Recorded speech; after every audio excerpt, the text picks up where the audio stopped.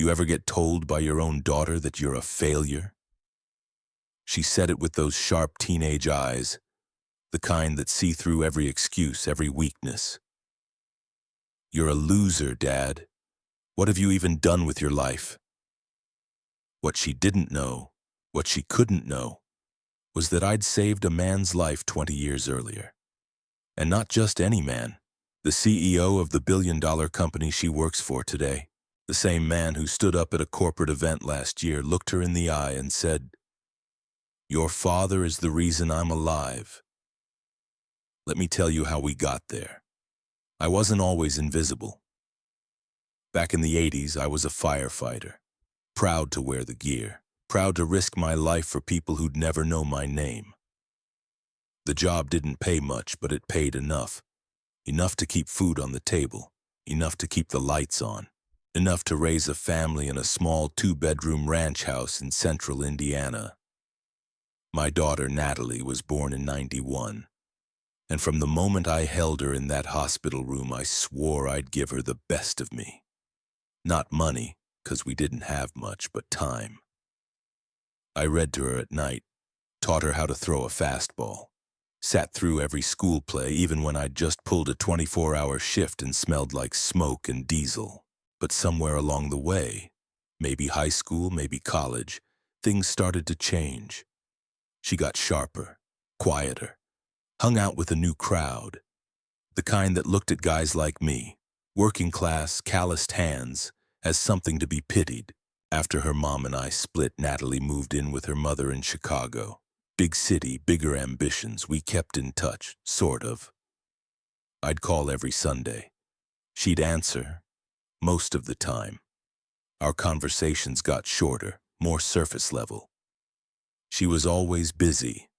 Then one Thanksgiving, she must have been 20, I drove up to see her, bought a ham, wore a button-up, tried to be presentable. We were sitting around the table, her, me, and her new boyfriend, some marketing exec with perfect hair, when the conversation turned toward careers. He asked what I'd done after retiring from the fire department. I told him I did part-time handyman work. Fixed water heaters, patched drywall, painted old folks' porches. Natalie rolled her eyes. Yeah, my dad just kind of drifts around. Never really did much. I looked at her, waiting for the smile, the little nudge that said she was just joking. It never came. That night, I drove home in silence. 3 hours on the interstate, just me and the hum of the tires, trying to figure out when I'd stopped being her hero. There's a call I still remember like it was yesterday. It was July, mid-2000s, blazing hot. We got a 911 about a construction site collapse on the west side. 3 floors of steel and scaffolding crumbled like matchsticks. We got there fast. Too fast, maybe, because the ground hadn't settled. We found a young guy trapped beneath a crossbeam. Rebar had gone through his leg. He was in shock, face pale as snow, but still conscious. We worked quick. My partner held the IV while I used the jaws to pry open enough space to slide a backboard under him. As I lifted him, he grabbed my arm and whispered, "Please don't let me die." I said, "Not on my watch." And he didn't. The thing is, we don't always get names. People think it's like the movies, that we stay in touch, that we become friends with the people we save, but most of the time, we never hear from them again. They move on. We go back to the truck, wash off the grime, wait for the next call. That guy from the construction site, I never got a last name, just Andrew. That's all I remembered. For years I wondered if he made it through, if he walked again, if he ever told anyone what happened. Turns out, he did. And more than that, he never forgot. A chance encounter, fast forward to 2023. I'm working part-time maintenance at a community center. Not glamorous, but it paid the bills and I liked the quiet. One day, Natalie shows up out of the blue, said she was in town for work. Her company was holding a retreat nearby. Asked if we could grab lunch. I wasn't sure if she wanted to reconnect or just ease her guilt, but I said yes. We went to the diner. She barely looked up from her phone. I'm working under the CEO now, direct report. His name's Andrew Price. Super intense but brilliant. He actually came up through construction. Wild, right? I nearly dropped my fork. Wait, Andrew Price? I asked. Yeah, you know him? I didn't answer. I just smiled. Because something told me. This story wasn't done yet. So there I was, sitting across from my daughter in that greasy spoon diner trying to act casual. Meanwhile, my heart was pounding like a jackhammer. She was talking about Andrew Price like he was royalty, said he built his company from nothing. Said his backstory was super inspiring, survived a near-death accident in his 20s and never looked back.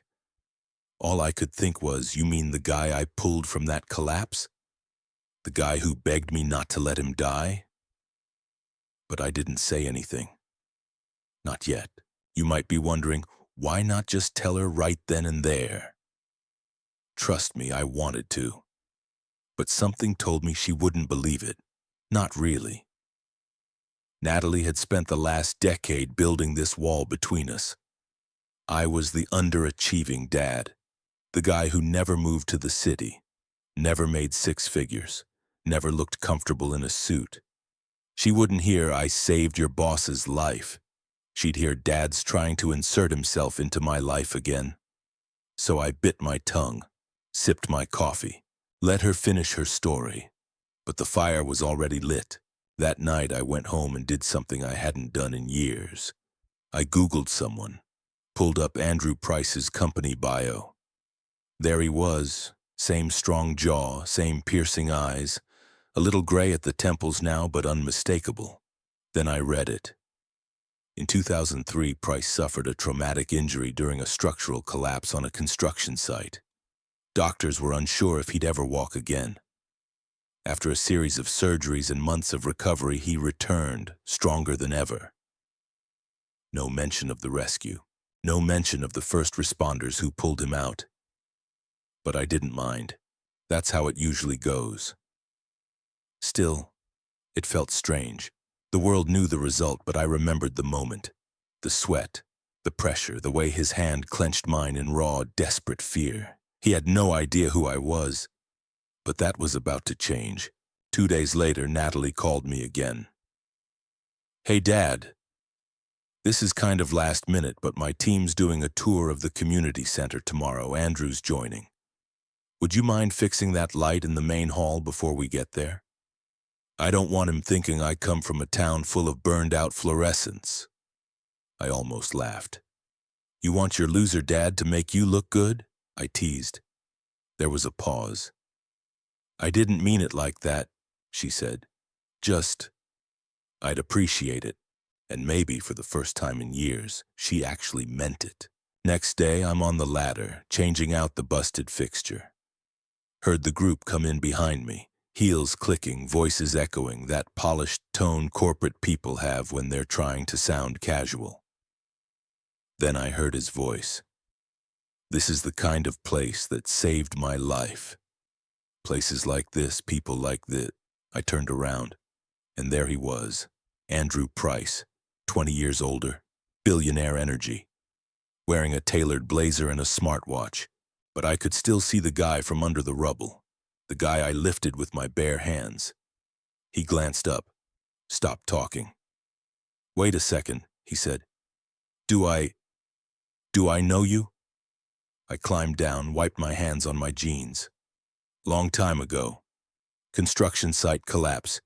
You were pinned under steel. I was the guy who got you out. Silence. Dead silence. He stepped forward, looked me straight in the face. July 17th, 2003, he whispered. You said, not on my watch. Natalie's jaw dropped. Andrew reached out and hugged me. Right there in front of the whole corporate entourage, my daughter included. I've spent 20 years trying to find that firefighter, he said. I owed him my life. I just didn't know where to start. Natalie looked at me, really looked at me, for the first time in a long time. She pulled me aside later. No phone, no distractions, just us. "Why didn't you ever tell me?" she asked. I looked her in the eye and said, "Because it wouldn't have meant anything unless you believed it yourself." She didn't cry. Natalie never cries, but her eyes softened. "I'm sorry for what I said back then," she whispered. "You're not a loser. You're the bravest man I've ever known. Yitei." I thought that moment in the community center when Andrew Price hugged me in front of her team would be the peak, the climax, the part where the music swells, everyone claps, and we fade out to credits. But real life doesn't wrap up that neatly. What came next surprised me even more, because for the first time in 15 years, my daughter wanted to know me. After the corporate event, Natalie offered to drive me home. That might not sound like much, but coming from her, that was a big deal. Most visits used to end with a wave from the sidewalk and a Lyft app on her phone. We sat in her rental car for a solid 10 minutes before either of us said anything. Finally, she broke the silence. "You really never thought to tell me you saved someone's life?" I chuckled. "I've saved a lot of lives. That's just part of the job." She shook her head. "No, Dad, you saved his life. The guy I work for. The guy everyone in my company worships like he walks on water." I shrugged. "Didn't know it was him until you mentioned his name." She turned to look at me, hands in her lap, brow furrowed. "You always acted like you didn't do much. Like your life was just repairs and odd jobs." I let out a breath. "That's because I didn't want you growing up thinking a man's worth is in applause. I wanted you to focus on doing good, not being noticed for it." She looked out the window, didn't say anything. But I could tell something had shifted. A few days later, I got a call I never expected. Andrew Price. He didn't send an assistant, he didn't shoot off a polite email. He called me directly. "Hey, I hope this isn't weird, but I wanted to ask you something." I laughed. "You're a billionaire. Nothing you say could be as weird as half the things I've seen inside a burning building." He laughed too, then got serious. "I'm launching a new foundation. Disaster response, veteran job placement, first responder mental health. Real stuff. I want your help." I almost dropped the phone. Me? A guy with a GED who paints fences and replaces water heaters for retired neighbors? He said, "You're the reason I got to live. And if I'm going to build something that lasts, I want someone like you helping design it." I said yes. When I told Natalie, she looked stunned. "You're going to be working with him? Like, directly?" I nodded. He said he wanted someone who knows how to stay calm in chaos. Apparently, that's me. She shook her head, this time in awe, not annoyance. "You're seriously the most humble man I've ever met."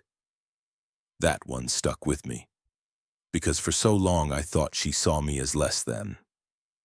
Now, maybe she saw me as more than.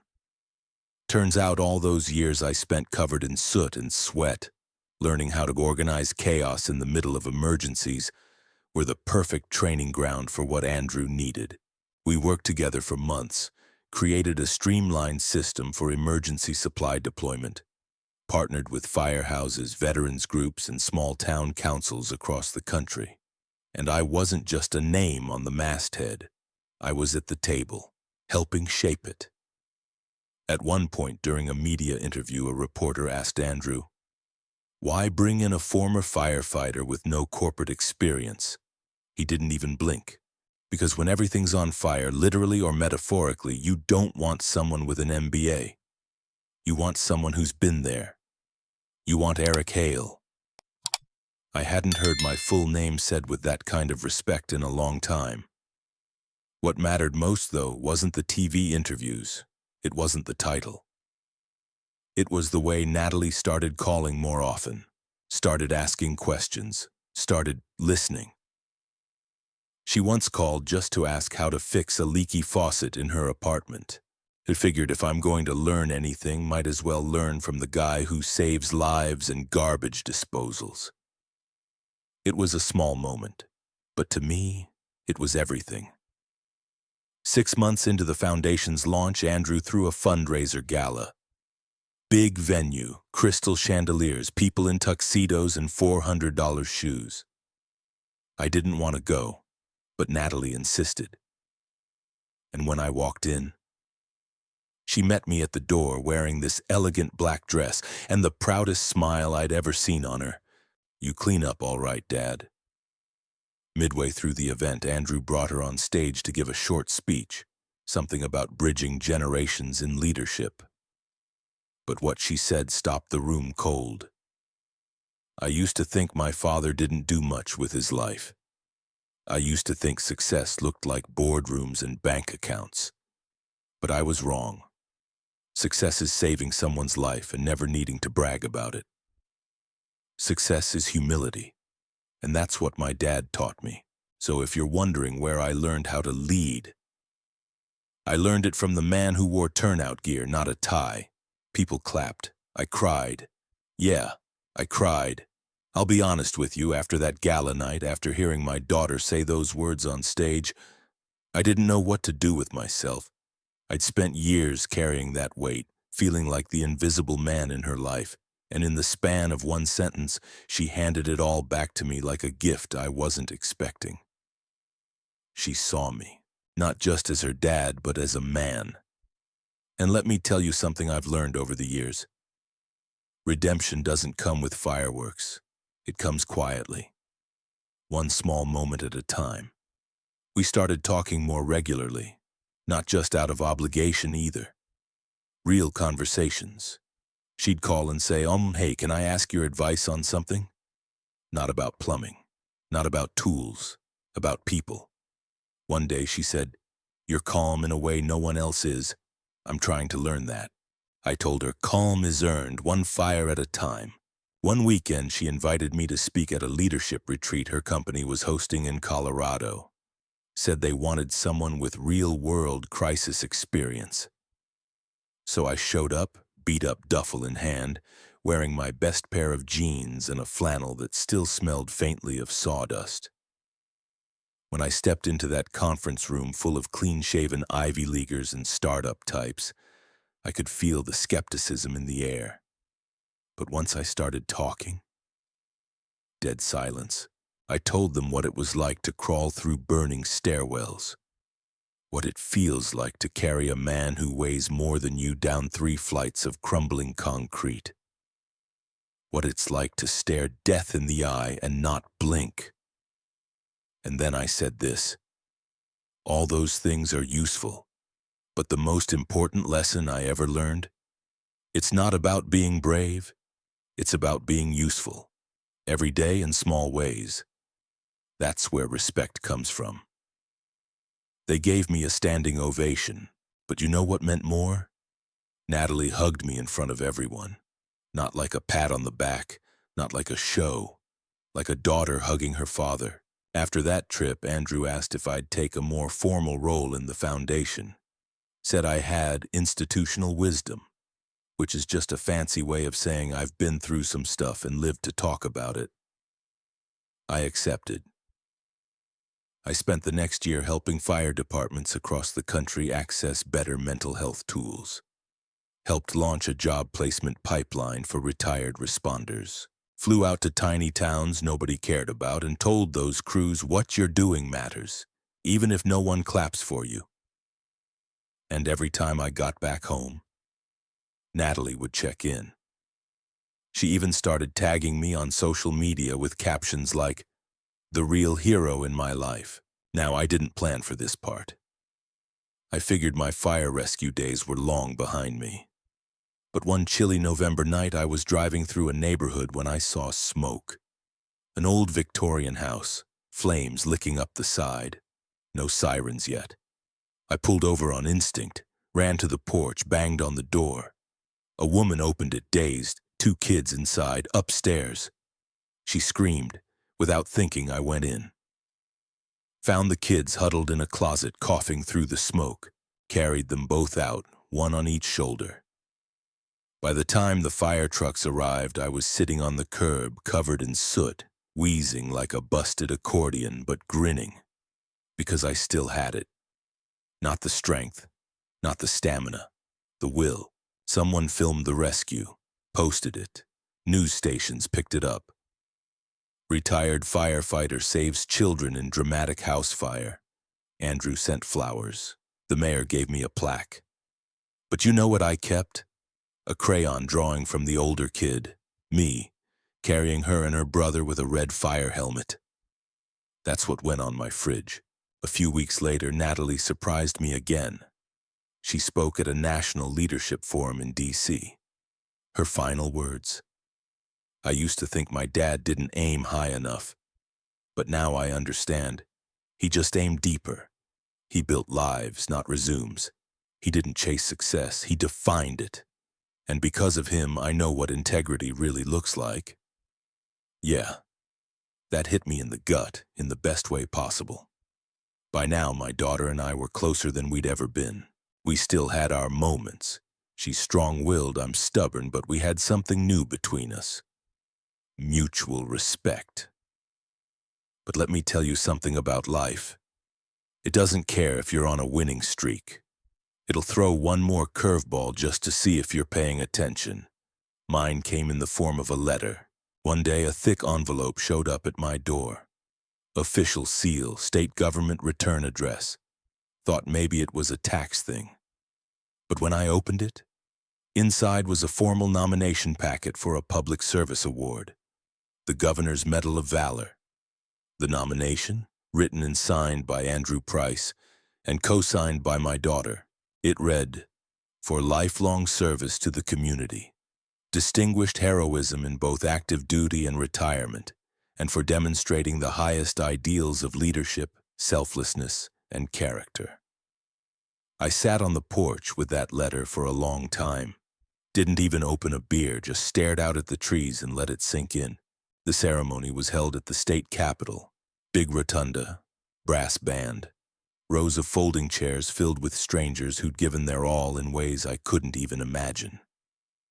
When it was my turn, they played a slideshow, old photos from my early firehouse days, footage from the house fire last year, even a surprise clip of Natalie speaking.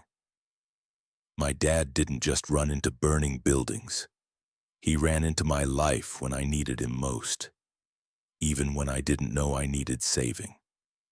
The crowd stood, applauded. A few even wiped tears.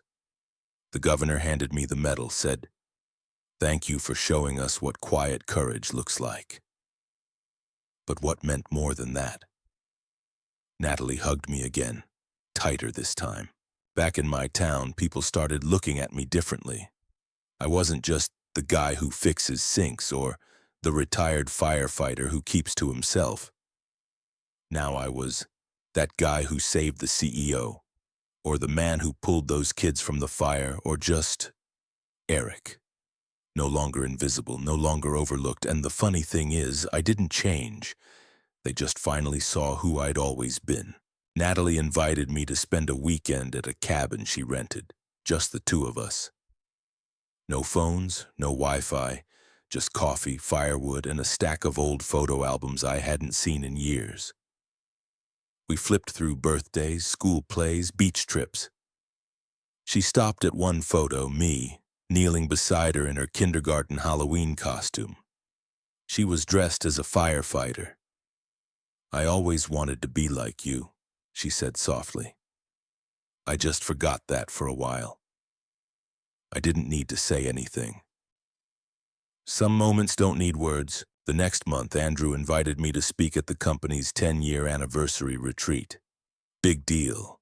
Employees from around the world, hundreds in the room, live streamed. He introduced me like this: "Every great company has a founding story. Ours has a near-death one. And the man who gave me a second chance is here today. Not because he asked for the spotlight, but because the spotlight finally found the right man." I walked on stage, looked out over the crowd, and said, "I'm not a businessman. I'm not a tech genius, but I know how to keep people alive. I know how to stay calm when everything's burning. And I know how to fix a furnace for a widow on a winter night without asking for a dime. The place went quiet. Then they stood and clapped like I'd won the Super Bowl. She came on stage afterward. No mic, no cameras. She just looked at me and whispered, "I used to be ashamed of where I came from. Now I brag about it." That one hit deeper than any award. You live long enough and you start realizing legacy isn't built from one big moment. It's the 1,000 little ones. Not the award, not the headlines, not even the time the governor put a medal around my neck.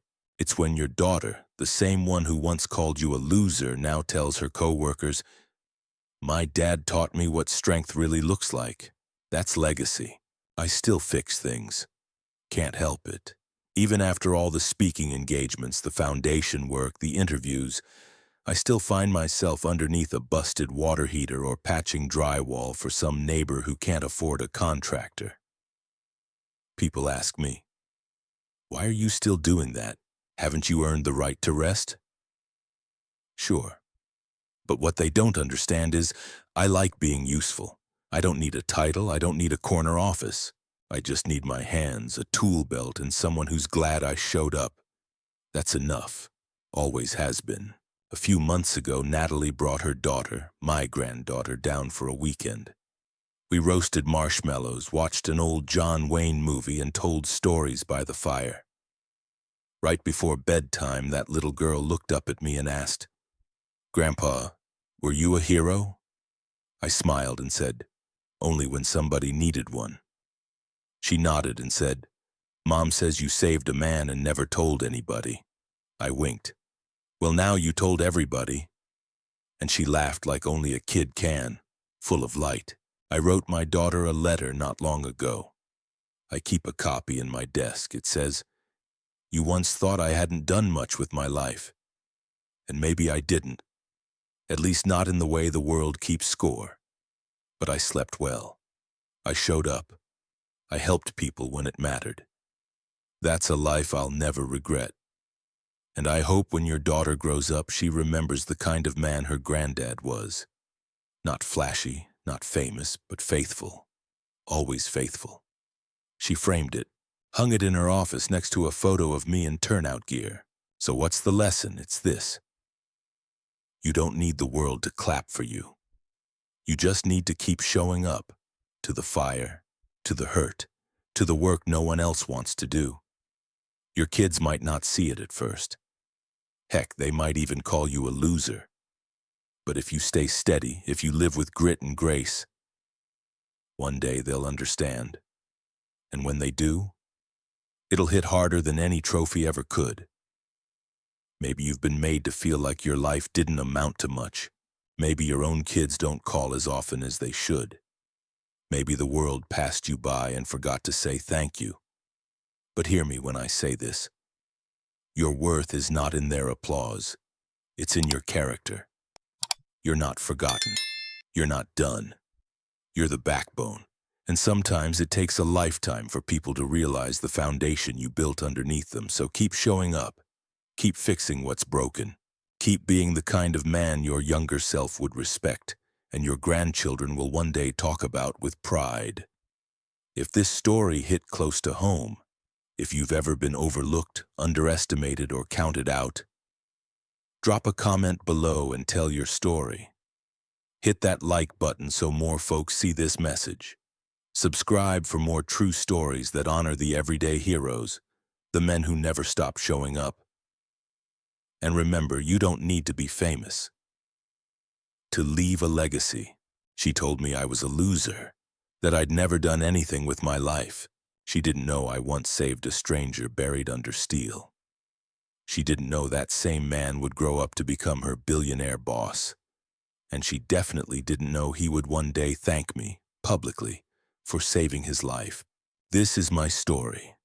A working-class dad, a retired firefighter, a man who was quietly called a failure, until the world found out the truth.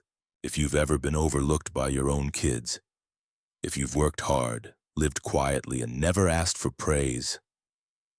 This story is for you.